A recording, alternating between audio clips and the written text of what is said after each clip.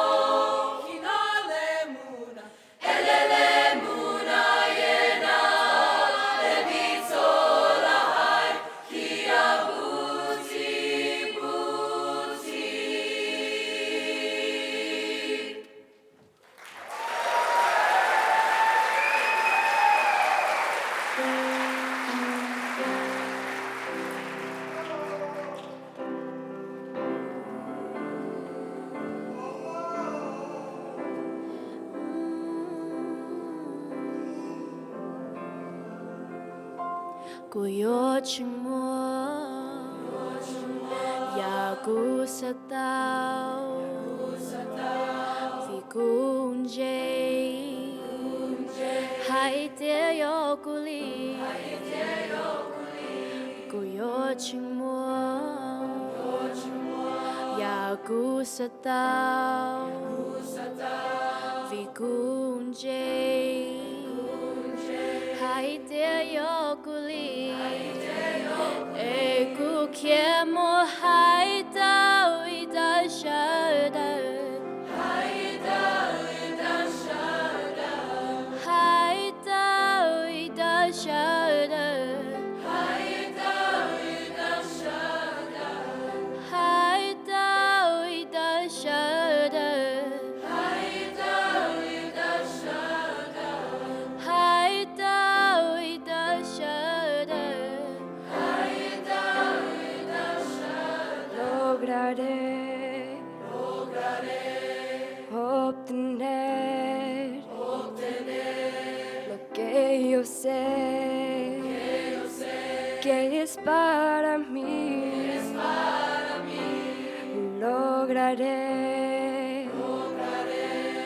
obtener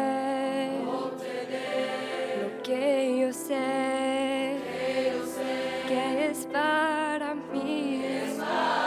Sí que quiero hablar hacia la atmósfera, hablar hacia la atmósfera, hablar hacia la atmósfera,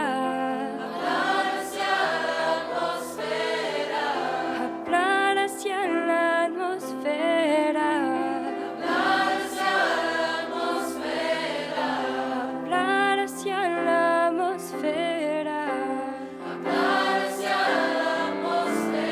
I shall have what I decree, 'cause I believe it belongs to me.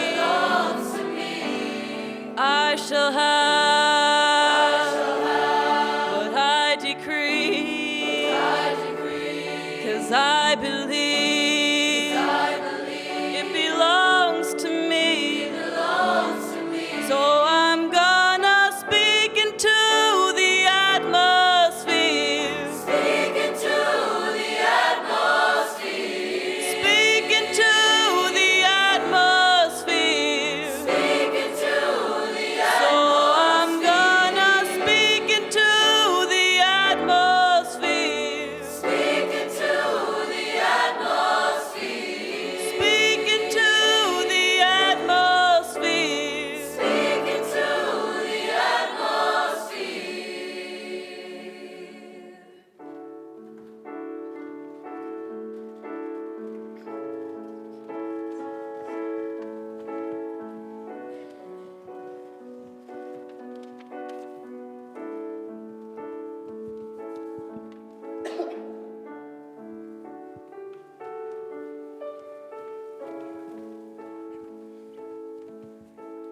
Even though we face the difficulties of today and tomorrow, I still have a dream.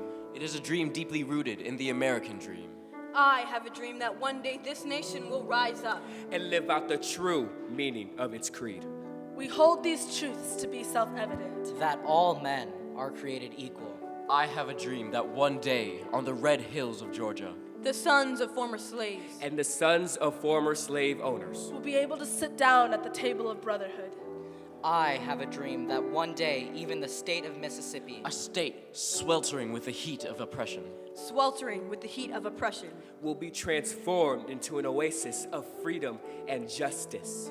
I have a dream that little children will one day live in a nation where they will not be judged by the color of their skin, but by the content of their character.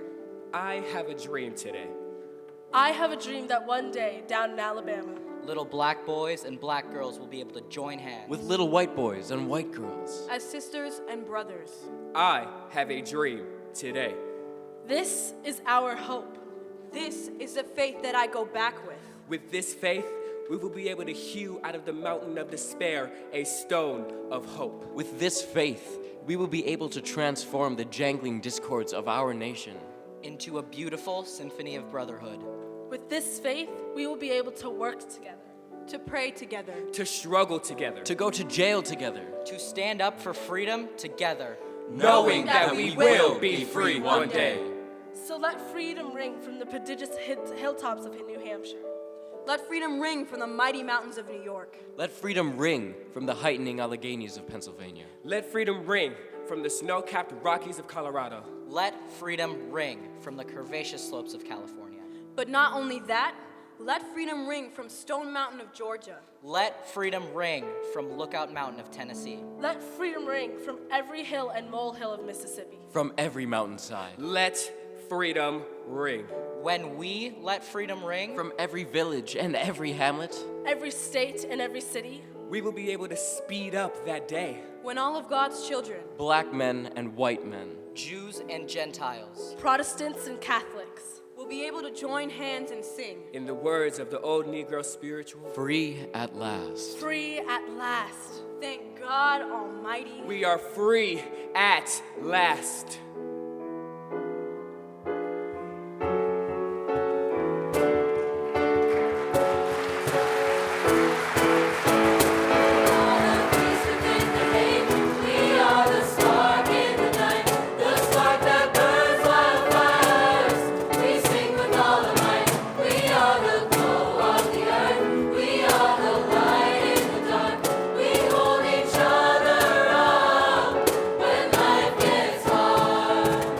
As we are young kids, we are often outspoken. Nobody listens to our dreams or what we have been hoping.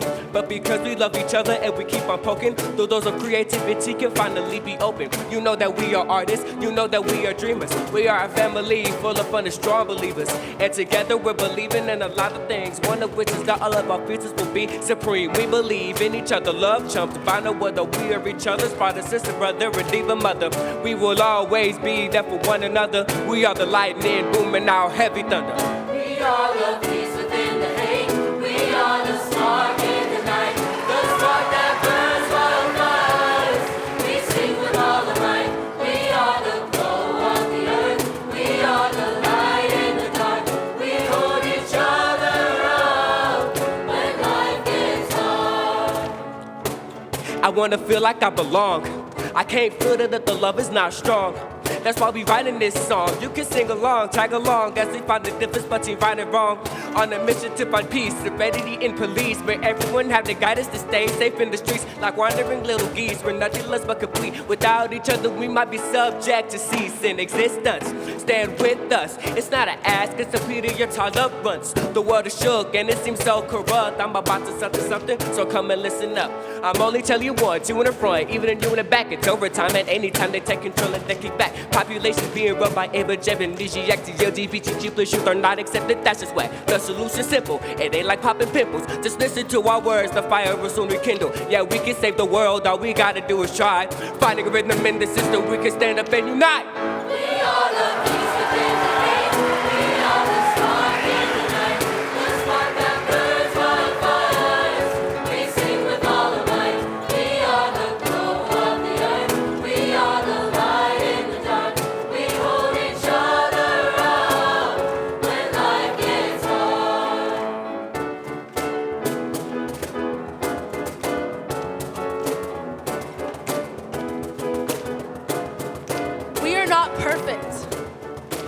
are stronger together.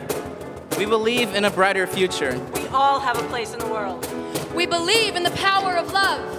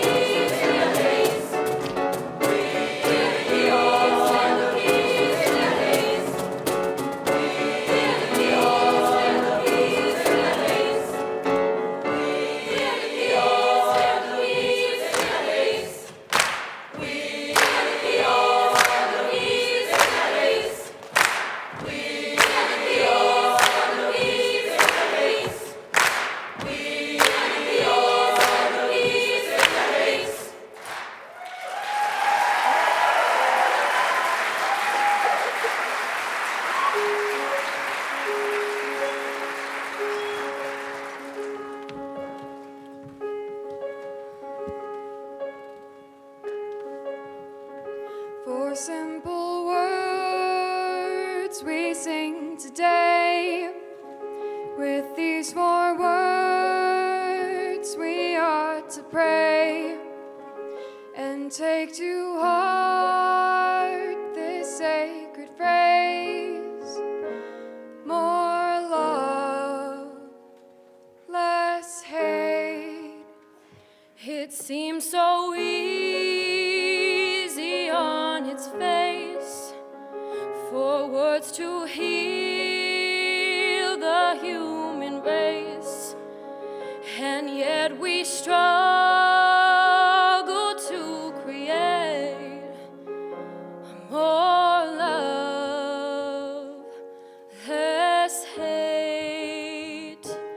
More love, less hate. For love we stand. More love in this land. Will you join? Come take my hand. More love, less hate. When fear and violence touch our lives, it separates, seeks to divide. Our faith in love won't be denied. More love, less hate.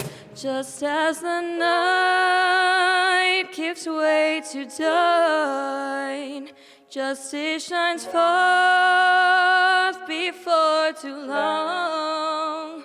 Until that day, we will sing on. More love, less hate. More love, less hate. For love we stand. More love in this land.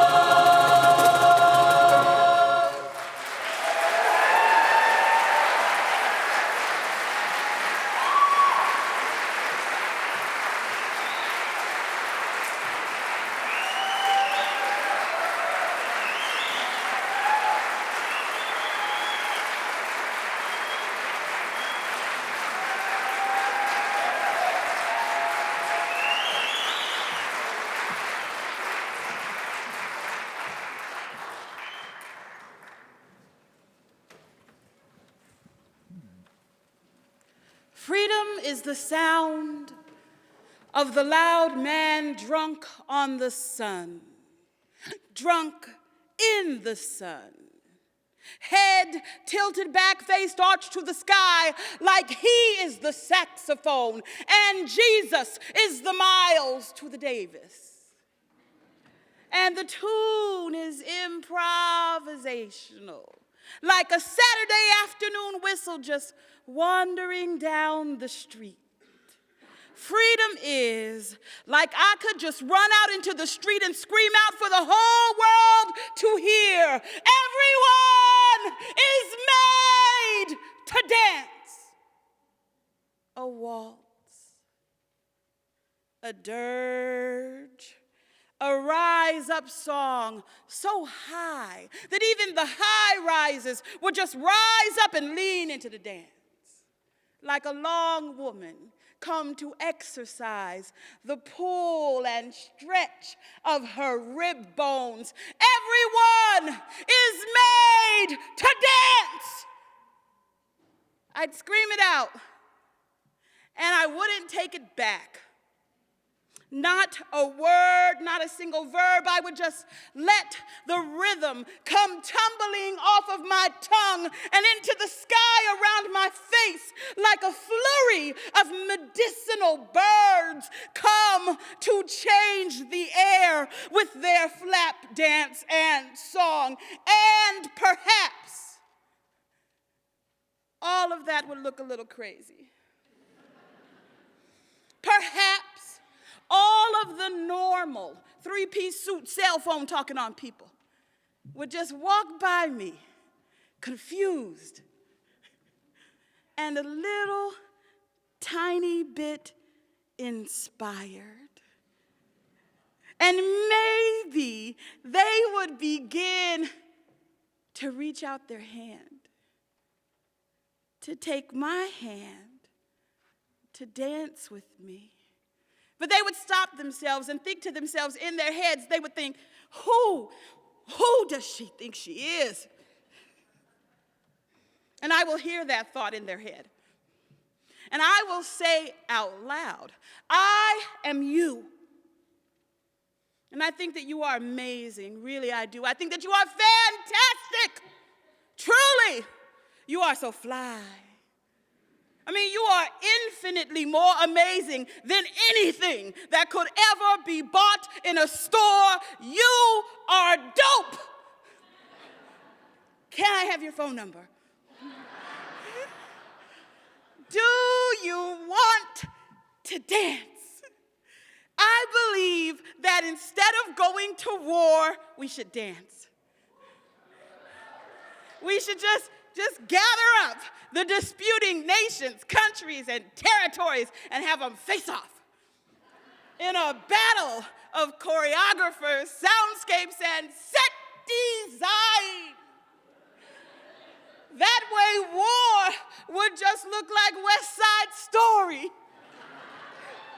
It would be a battle of leaps and lyrics, your artists against ours. There would be no winners or losers, just soul-shaking, soul-stirring, exhausting performances. It would be your job to make us weep, to make the ground beneath our feet tremble and shake with the ovation of it. No winners, no losers, just soul-stirring, exhausting performances. And people who were killed in battle, they would only be killed in battle on stage. And at the end of the show, everybody who fell down and died, all the kids who washed the shores of Mediterranean island, all the kids who died at the border, all the Tamir Rices, all the Sandra Blands, everybody who fell down and died, they just stand up and take a bow. And all of us, we would rise up to our feet and we would scream, we would shout, we would say, oh my God, when they killed you, oh my God, when they killed you, oh God, oh, when they killed you, I don't ever need to see something like that again. And then things would be so much better than they ever were before. There would be no more homophobia because some of the world's best choreographers would be gay. Like Jerome Robbins and Alvin Ailey, people would just walk around all the time talking about use your space, people. Use your space. Gay people everywhere would just be seen as national treasures. Every little precocious second grader with a good idea would get the Presidential Medal of Freedom and would be elevated and recognized as the visionary that they are. And then the arts. The arts would get more funding in the schools and in the city streets because the National Endowment for the Arts would become the Department of Defense.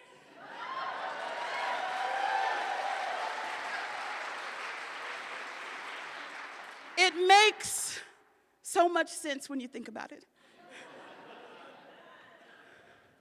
So rise as in the sun.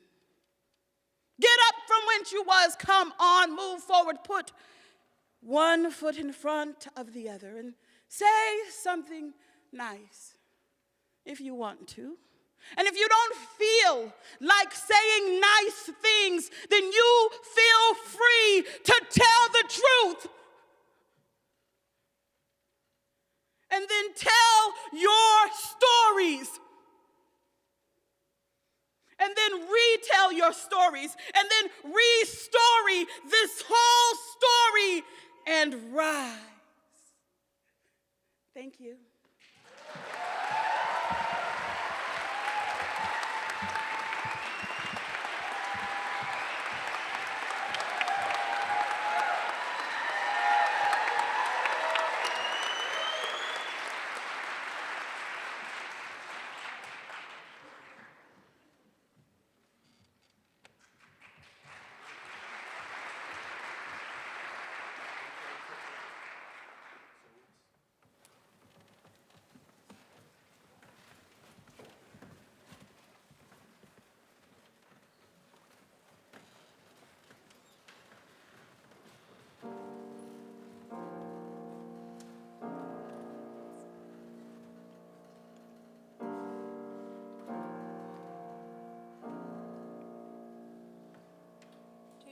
Ever feel like nobody is there?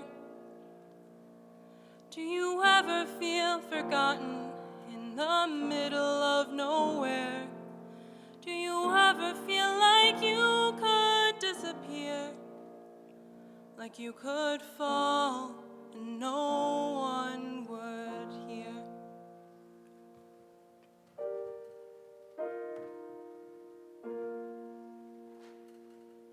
So let that lonely feeling wash away, 'cause maybe there's a reason to believe you'll be okay. 'Cause when you don't feel strong enough to stand, you can reach out your hand.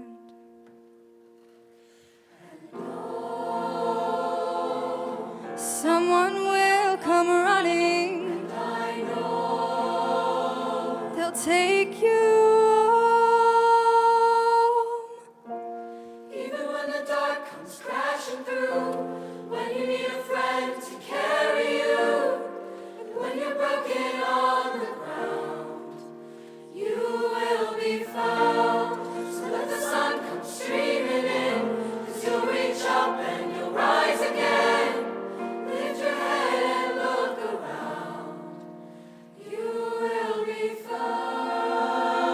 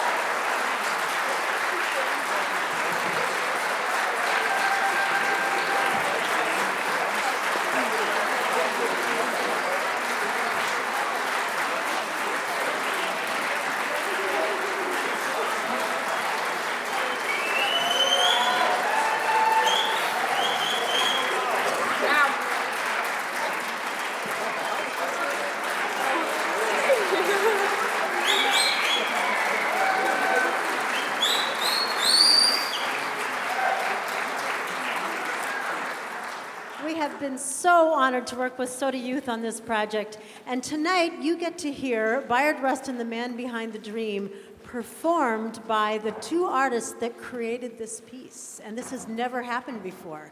So Steve Malloy, who created the music for this piece, is conducting the piece tonight. And Vanessa German, a multimedia artist, spoken word artist, who created the script and the libretto, is playing our story guide piece. So you have a special, special treat in store for you tonight.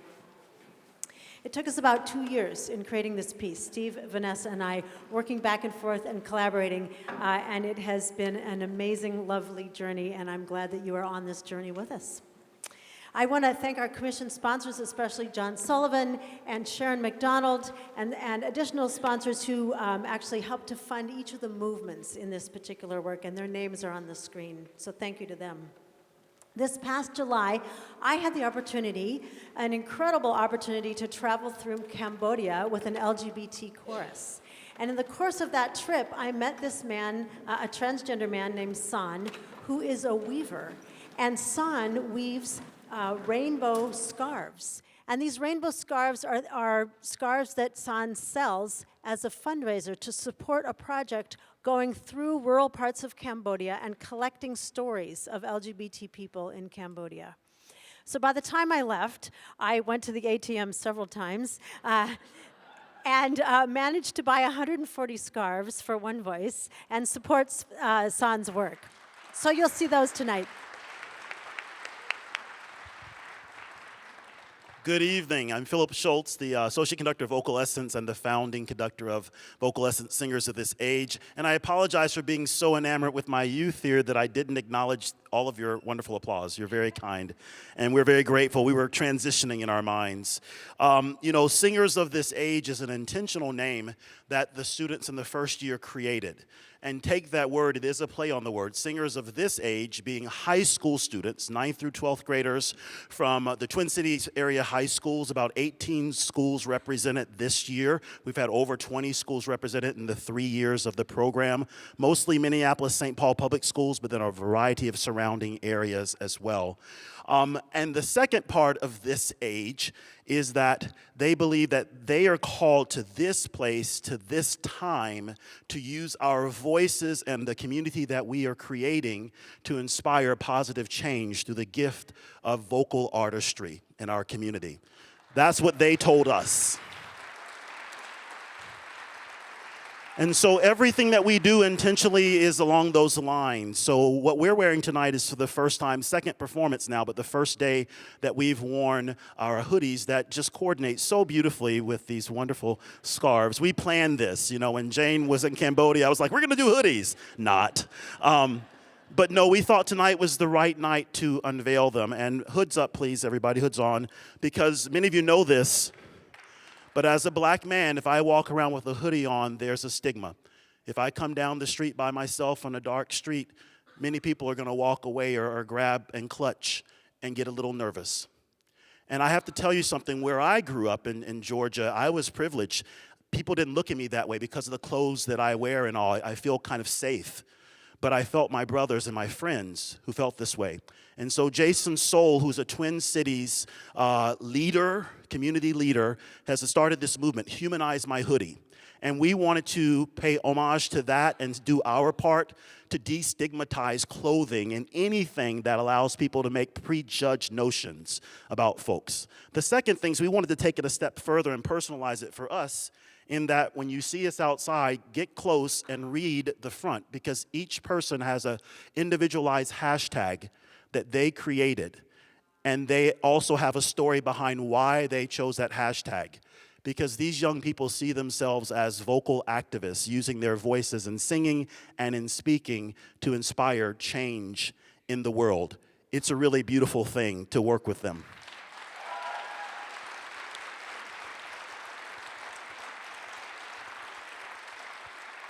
So I feel slightly uncomfortable, but Jane asked me to do this, so I just wanted to name that there. The guest guys and just taking over now. I'm going to talk for a long time. But Jane said, you know, why don't you do a little intro into the Bayard Rustin piece from your perspective? Because, you know, I've come at it. I attended the premiere performance. I heard it as an audience member, not knowing that one day we'd be collaborating. And I was very inspired because at that point in time, 3 years ago, it had only been a couple years before that as a well-educated African-American man who grew up in Georgia, worked right down the street from Ebenezer Church, okay? Knew all about Southern Christian Leadership Conference all of my life, all of those leaders. John Lewis is a personal friend. I didn't know who Bayard Rustin was.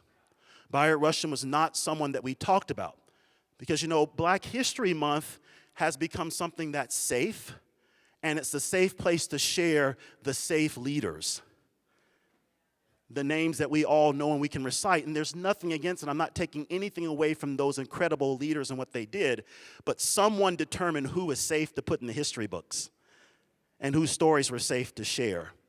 And now we are beginning to unearth, as Vanessa so eloquently says, unearth stories that are already written and giving voice to them. And that's the amazing thing about this story that you are in for a treat to hear tonight. We're going to tell the story of a man who was silenced, but did amazing things behind the scenes and pushed people forward who got credit that they deserve, but pushed them to make choices that made the movement even better. And I'm thrilled that we get to participate in this commission and share it with you this evening.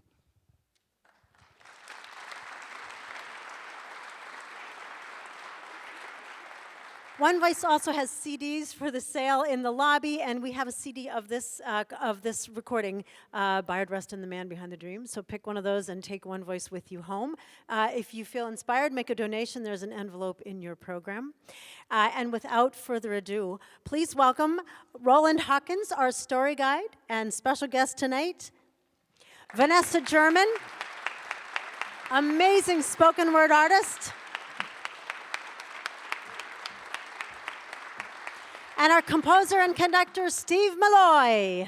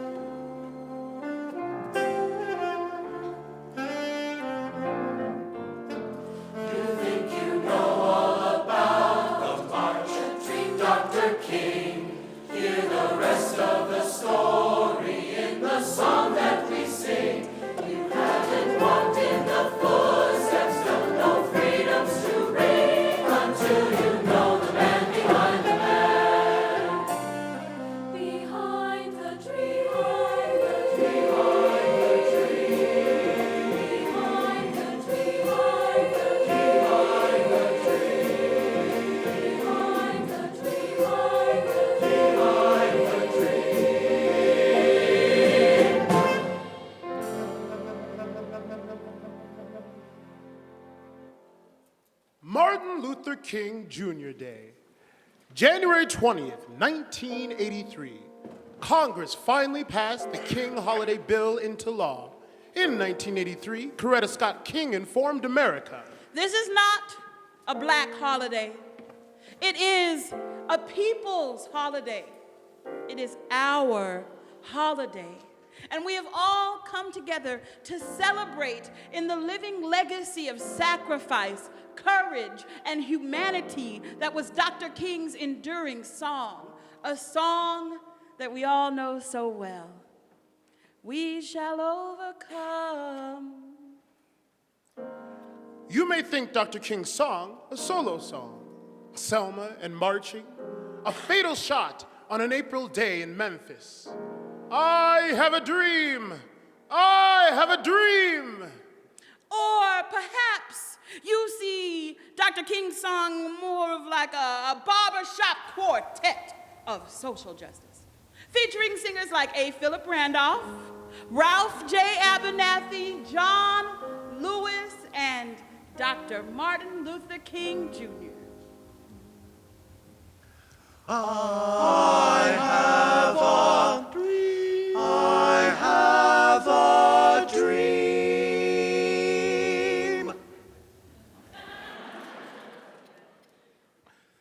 But what do you know about Bayard Rustin? Here in a landscape of iPhone dreamers, Wikipedia, and very difficult to grasp human lessons that keep marching their way around us again and again and again, what do you know about the man behind the dream? Bayard Rustin was born to change the world.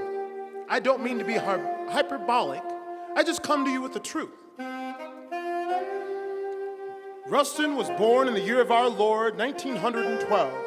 William Howard Taft was president. Memphis Blues was playing a rage on the old Victrola.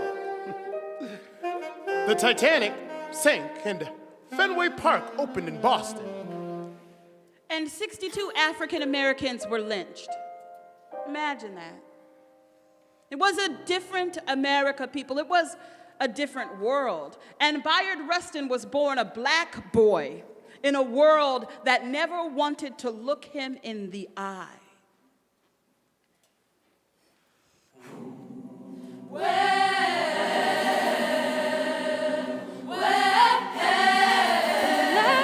boy born, breastbone to the breeze.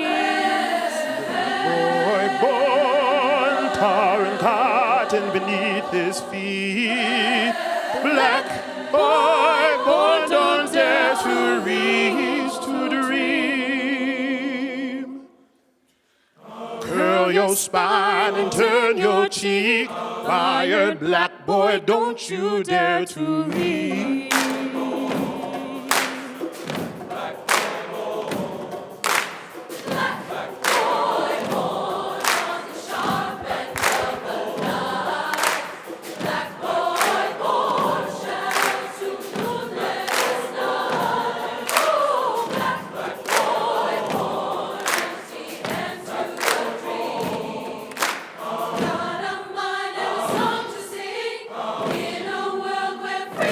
Don't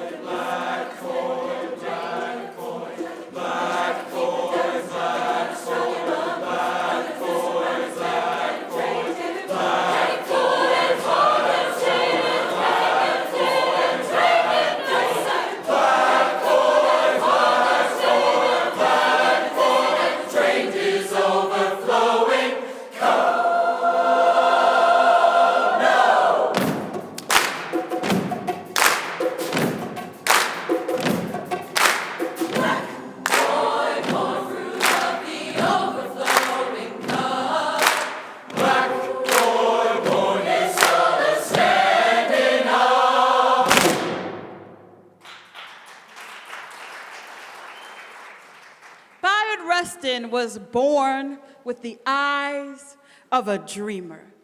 He had one foot planted firmly in the separate but equal present, but he was also standing up on tiptoe, reaching into a future where no boy, nobody would have to wither of body or spirit under the oppressive fists of ignorance and hate.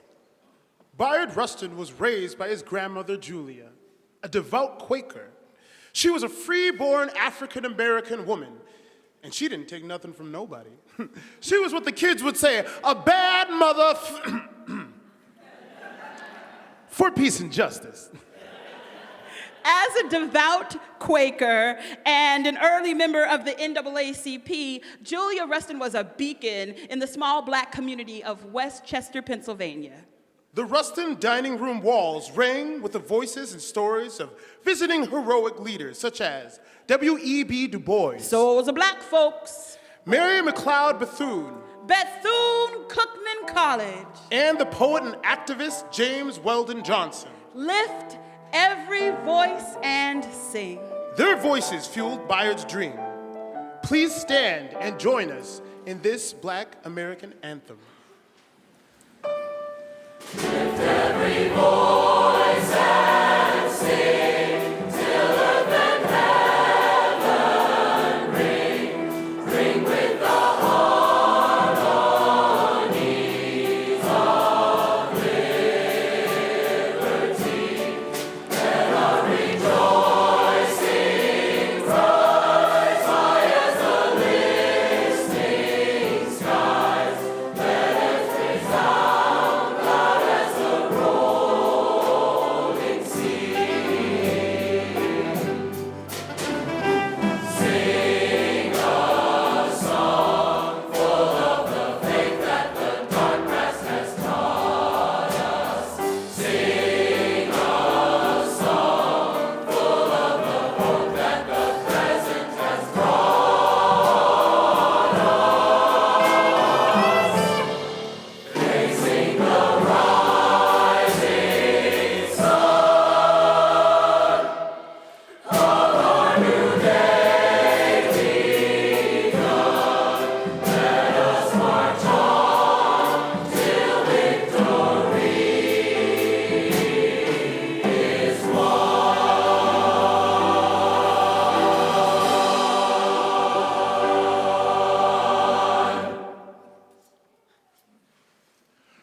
Julia impressed upon Bayard the strength and courage of presence. She helped him to see, even through adversity and conflict, the power of remaining calm. One doesn't just lose one's temper. Grandmother Julia taught Bayard Rustin that a peaceful presence was a more powerful weapon against hate than an entire army of cannons and guns. Bayard learned to treat all people with respect, to hear every side of a story and controversy, and to put oneself at the service of others in the name of love.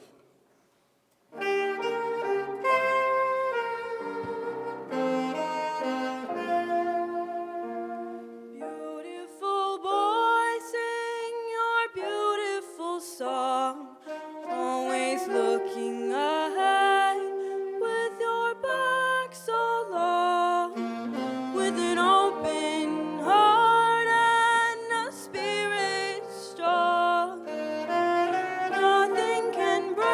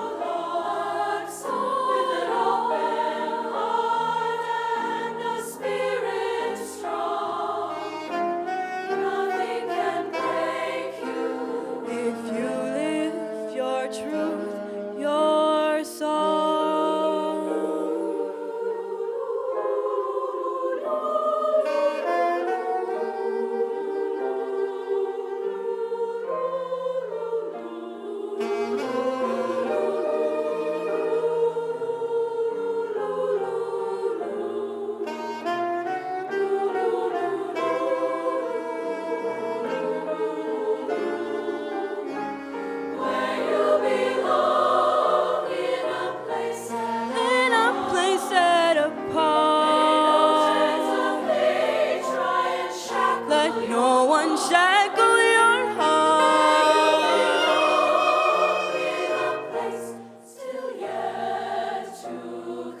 Oh, it's coming. Oh, my beautiful boy, sing your beautiful song. Always looking ahead with your back so long, with an open heart and a spirit strong. Nothing can break you if you live your truth, your song. Nothing can break you,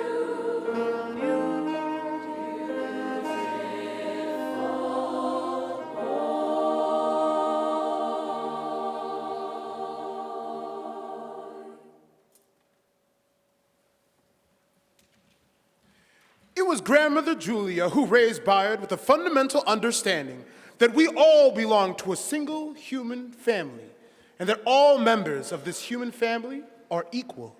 She taught Bayard through the Quakers and through her own living actions that even though the hate and cruelty of racism would seek to break and brutalize his humanity with fists and nooses against his body and his mind, she taught him that it would never do him any good to go about meeting violence with violence. Blessed are the ones of peace, whose hearts and hopes are one, whose kind designs to serve and please through all their actions run. God's goodness stands unchanged from day to day. I'll drop my burden at God's feet and bear a song away. But Quakers weren't timid people. No, they were peaceful fighters. They were stalwart humans who put their bodies to use in the fight against hate. Quakers were an important link in the Underground Railroad, and they lived their faith through their actions. So even though Bayard had a way with words and won all of his high school's oratory awards, he was never just talk. Bayard lived his faith. It was in his hands and his feet. It was in his heart. It was Bayard's indefatigable faith and belief that we are all one human family that led one of his first protests as a high school athlete. At an away football game, the hotel would not let the black players eat and sleep with the rest of the team.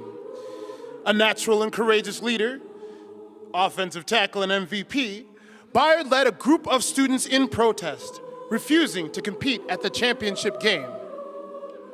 And the hotel relented.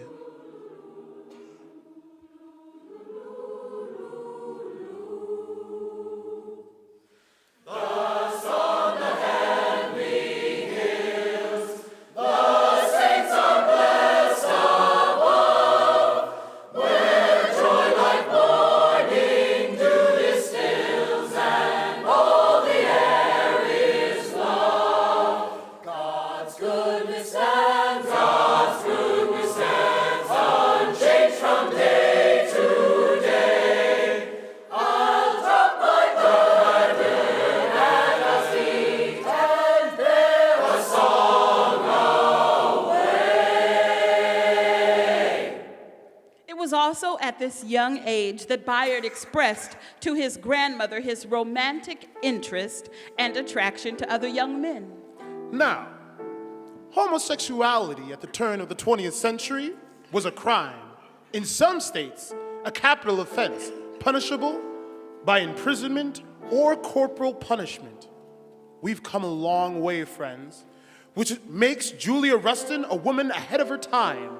Because when Bayard Rustin did what we've all so affectionately come to know as coming out, his grandmother only remarked, I suppose that's what you need to do. Julia Rustin understood that Bayard would have to fight to be the kind of free that he dreamed of, and he need not add the crippling internal battle of shame to impede his progress. So she just went on raising Bayard in the truth that his love was the same love as all love.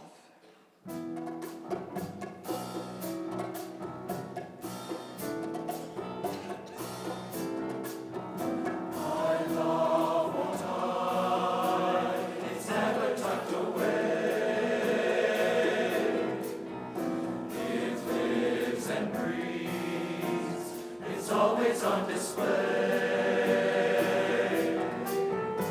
No need to pretend, I won't even try. Living my life means I'm living a lie.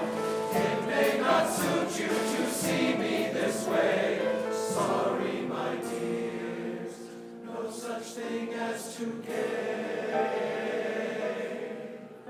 Some say I've lost that I put on airs. I just brush them off with my own special flair.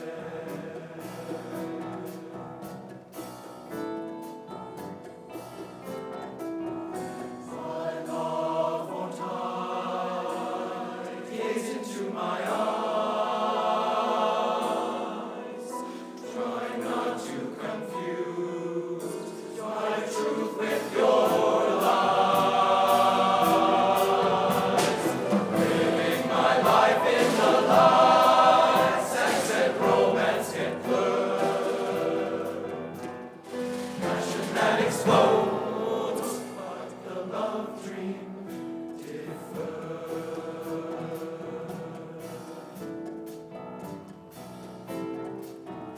My love won't hide, locked up in a cage. Confined from all movement, I dance center stage.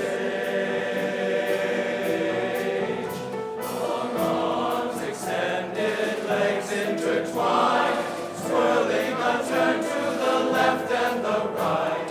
In close embrace as we're holding on tight, out of the shadows into my side. Some lovers dance in the dark, neath the cover of night. I won't hide from my truth. I tango in love.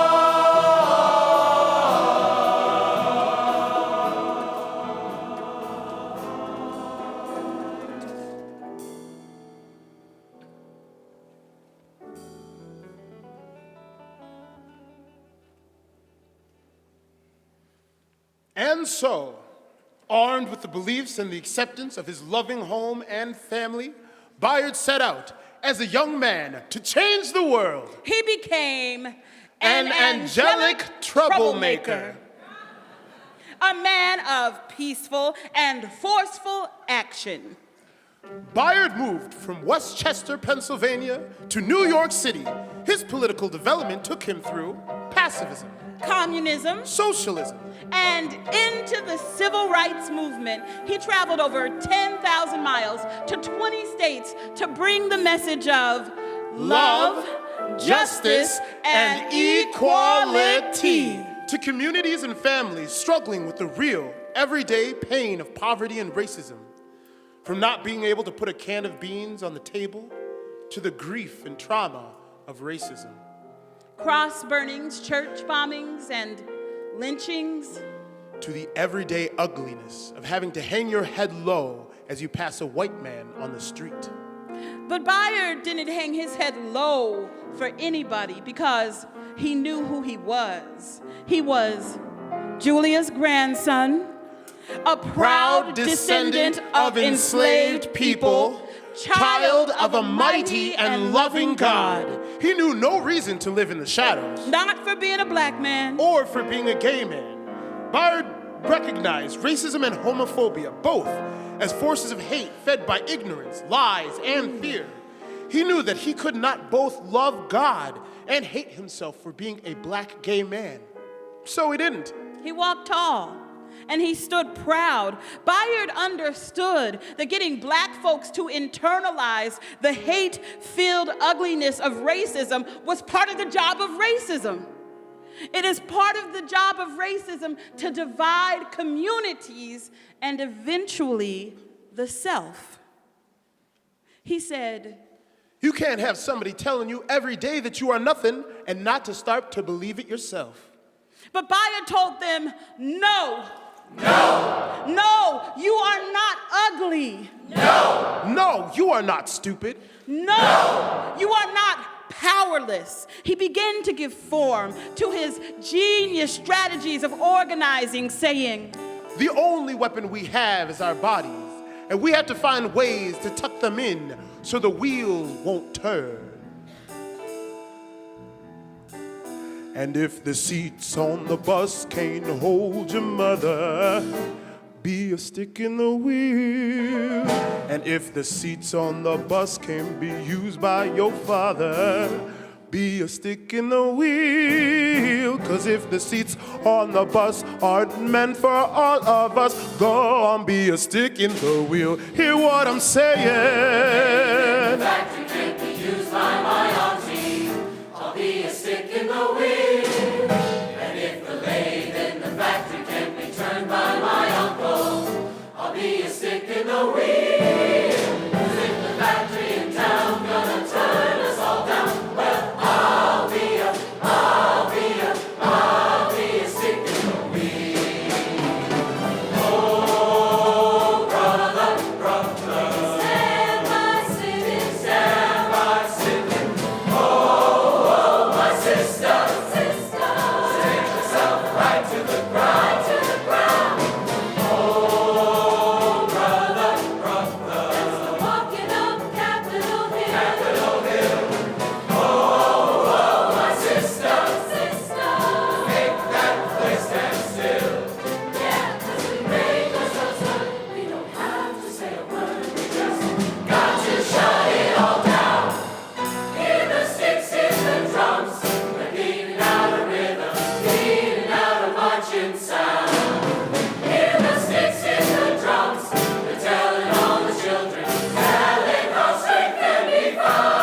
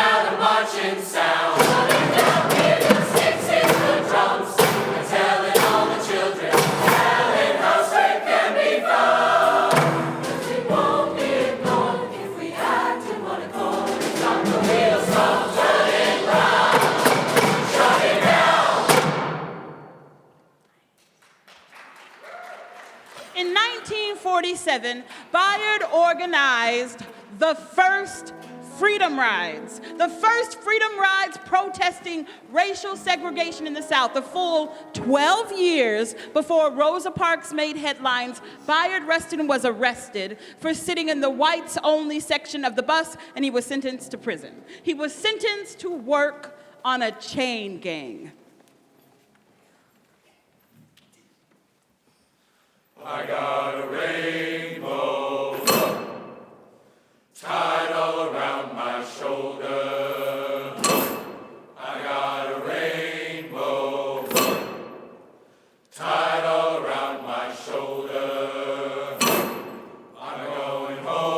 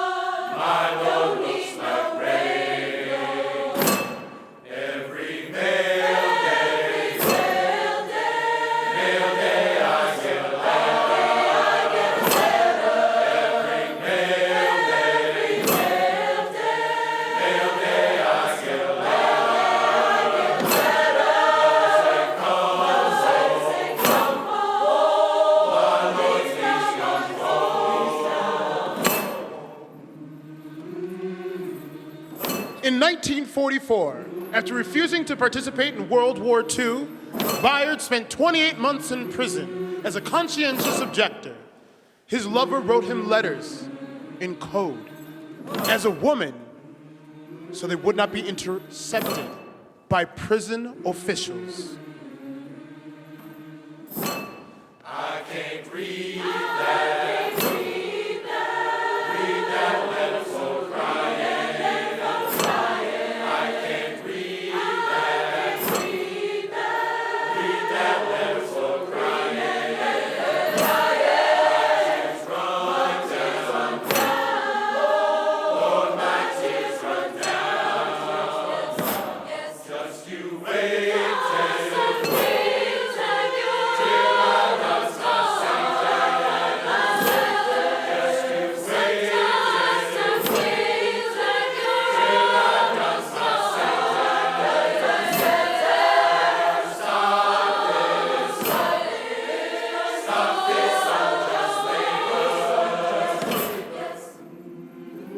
Even incarcerated and on the chain gang, Bayard moved for justice and began organizing within the prison, documenting the torturous punishment served by the chain gang guards.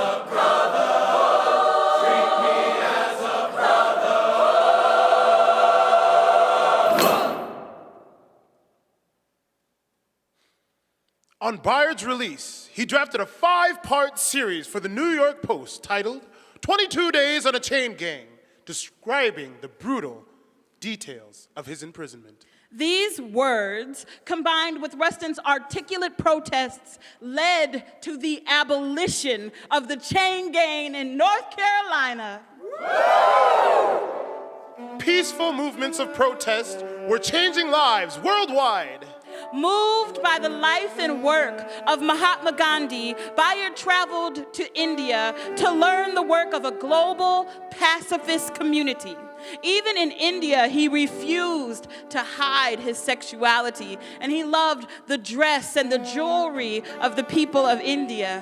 Profoundly touched by Gandhi's teachings, Bayard wove the path of nonviolent resistance into his strategy for social change. It was this work that led him to meet with a young leader, Martin Luther King Jr. Martin Luther King Jr. was born in 1929. Bayard Rustin was 17 years his elder. Their friendship formed a powerful bond founded in the belief that freedom isn't given, it is won. These two men, dreamers and fighters alike, found their individual strengths complemented. Rustin taught King the principles of nonviolent direct action and worked to bring King to national prominence. Together, they brought a fierce urgency and momentum to a movement that had been rising and pressing. Aching against the walls of Jim Crow and hate. To a place of thunder and collective action that could not and would not be denied. Don't have to ride Jim Crow, no. Don't have to ride Jim Crow. On June the 3rd, the High Court said, when you ride, you say Jim Crow is dead. You don't have to ride Jim Crow. And when you get on the boat, when you get on the boat,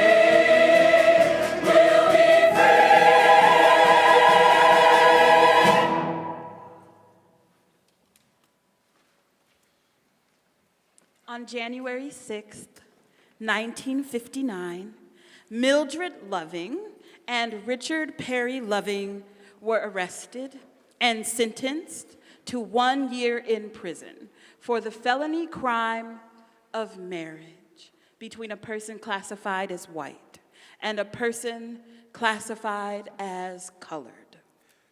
It was a punishable crime for a white man to marry a black woman, but it was not a punishable crime for that same white man to hang and lynch that black woman's brother. In January of 1953, California police arrested and prosecuted Bayard Rustin for sodomy, or a crime against the order of nature. Now, a crime against the order of nature was at the discretion of the police officer. So, holding hands could be a crime against the order of nature. Leaning in too close in the shadows could be a crime against the order of nature. Sodomy laws were often used to terrorize gay people. Now, this was a charge in which Rustin clearly denied. He was arrested. The arrest was not only a threat to his physical body, but a threat to the very spirit of his heart, the place where his dreams got their marching orders. He was jailed for 60 days. Could he have been more careful? Yes. But could he have been less black or less gay? No. And why would he have wanted to?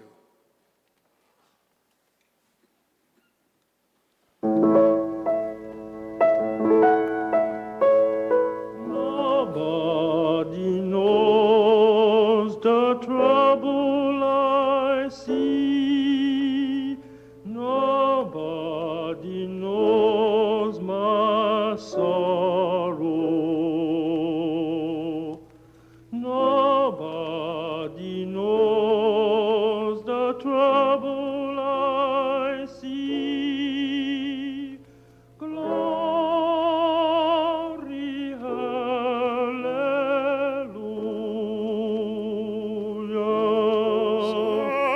Sometimes I'm up, sometimes I'm down.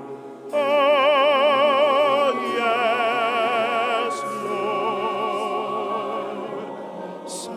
Sometimes I'm almost to the ground.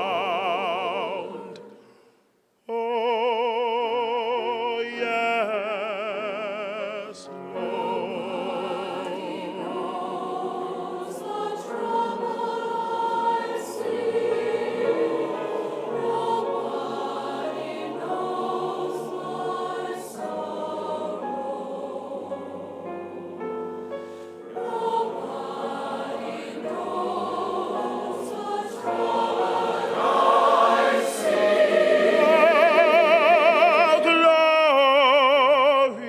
hallelujah.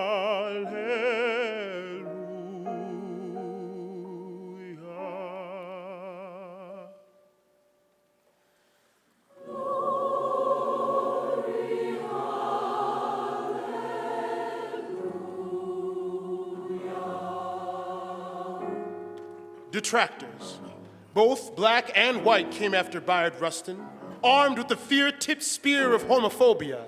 Lies that Martin Luther King Jr. and Bayard Rustin were lovers were maliciously concocted by Representative Adam Clayton Powell Jr. for his own political gain.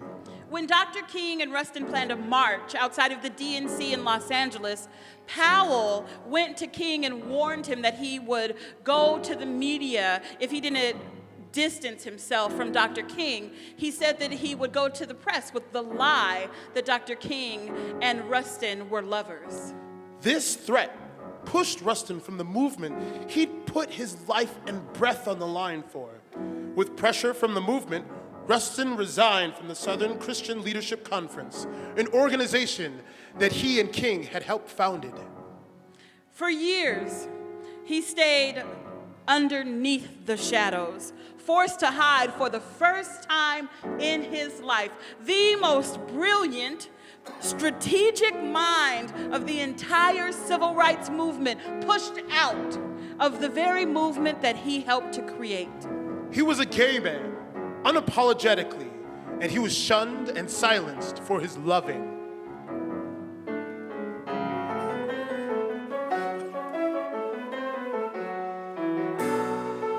I met my brother the other day, and I gave him my right hand. As soon as ever my back was turned, he scandalized my name. You call that a brother?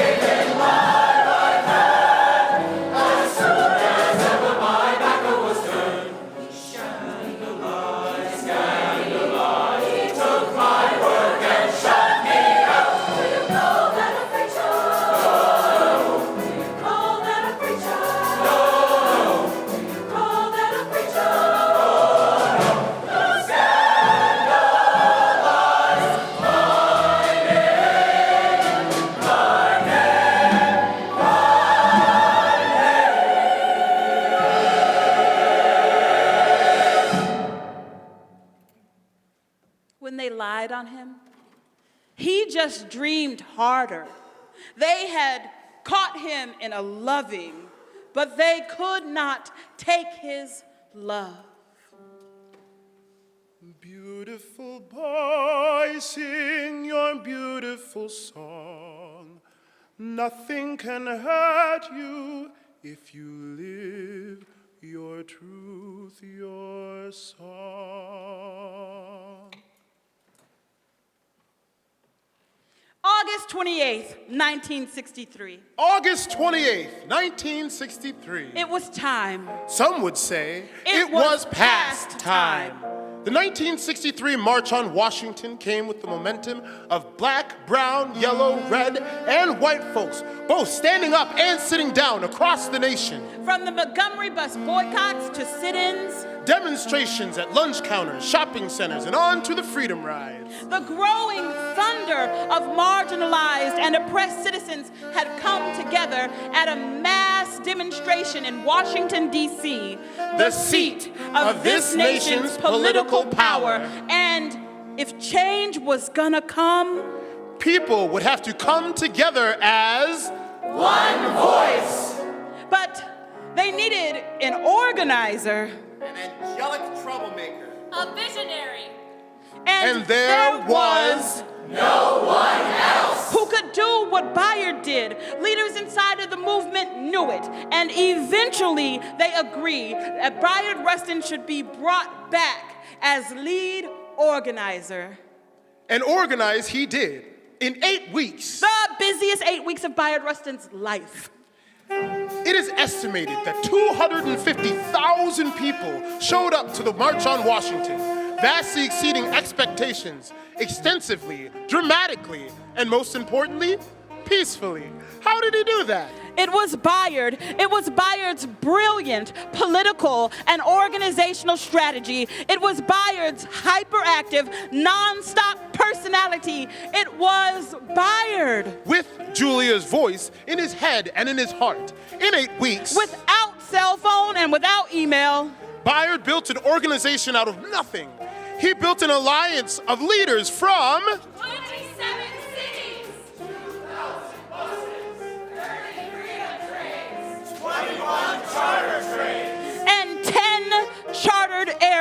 lines. Uncounted cars. One man roller skated 700 miles to get there.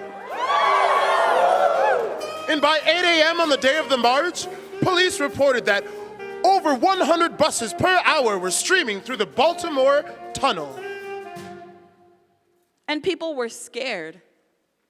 They didn't know if they would be met with bomb threats or police beatings, but Bayard Rustin had the vision to organize 4,000 volunteer peace marshals from New York City, and everyone had a place to sleep, had food to eat, and had dignity. Because Bayard organized more than 400 volunteer organizations to pack lunches for bus riders and travelers. One New York church packed 80,000 cheese sandwiches to feed hungry marchers. Hand in hand, a 1 mile march, 250,000 Americans marching against the stifling oppression of Jim Crow, economic incarceration, and fear. 250,000 Americans marching, fighting, raising the flag to stand for an America that they believed could have the face of freedom that looked like each one of us. They came because they wanted a new story. They had a dream, and it was time. We shall not be moved. We shall not be moved, just like the tree that's planted by the water. We shall not be moved. We shall not be moved. We shall not be moved. We shall not be moved, just like a tree that's planted by the water. We shall not be moved. So that black and white together. We shall not be moved. Black and white together. We shall not be moved, just like a tree that's planted by the water. We shall not be moved. So that hand in hand we're singing. We shall not be moved. Hand in hand we're singing. We shall not be moved, just like a tree that's planted by the water. We shall not be moved. Fight against injustice. We shall not be moved. Fight against injustice. We shall not be moved, just like a tree that's planted by the water.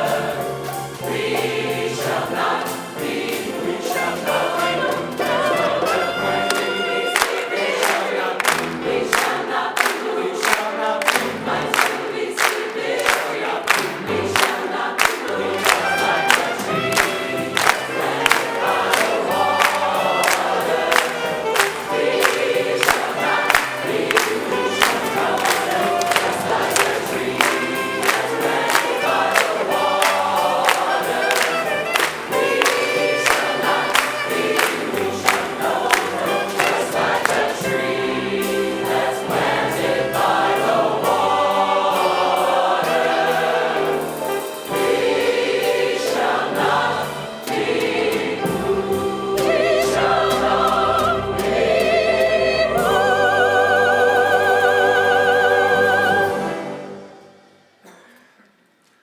And Bayard marched, with his eyes taking in the entire Washington Mall. He could see the fruit of his hard work, freedom harvest to all. They tried to stop him. They tried to push him back. But the power of love is its own righteous path.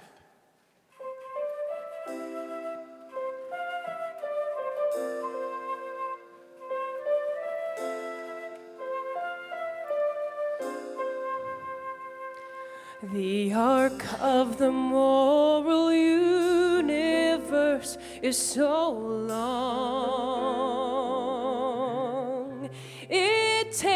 a flight of angelic troublemakers to push it along.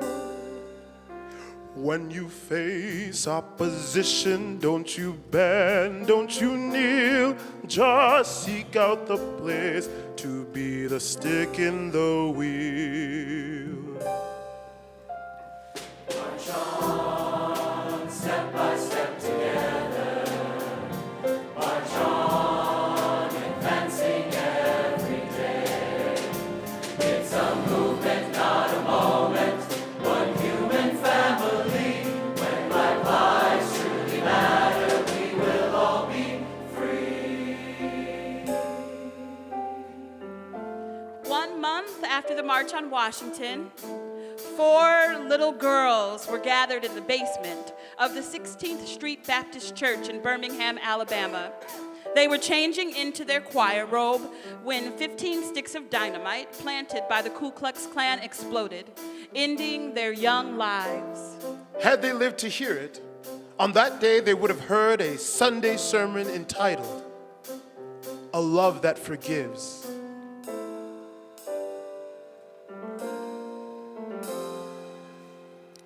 To be afraid is to behave like the truth weren't true. Fighting unjust laws, bombs and hatred, the only weapon is you. From Birmingham to Selma, some gave all and then gave more. What is your dream? What do you stand for?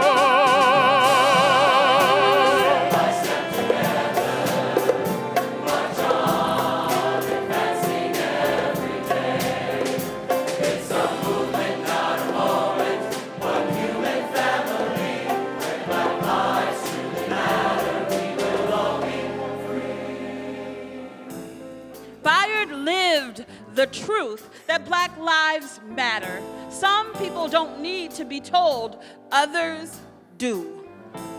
In 2012, Black Lives Matter was created by 3 queer black women as a call to action for black people after George Zimmerman was acquitted for the murder of 17-year-old Trayvon Martin.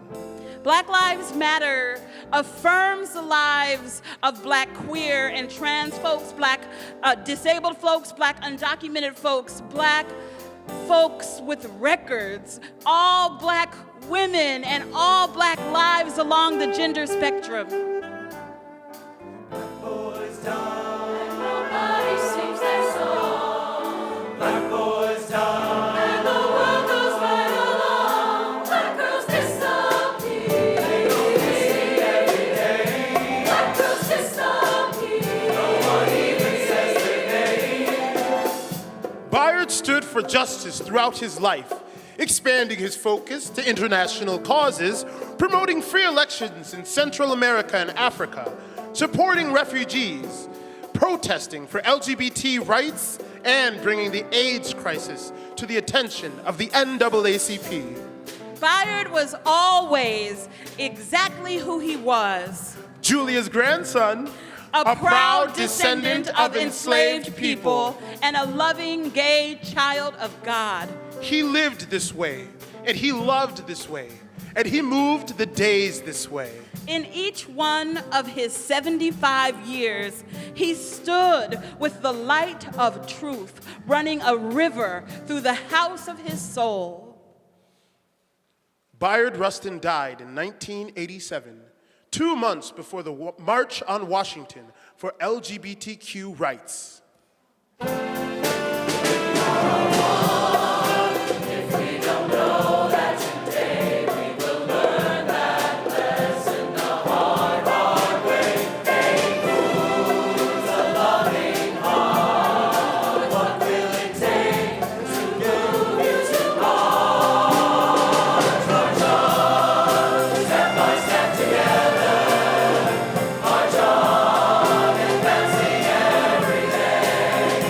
It's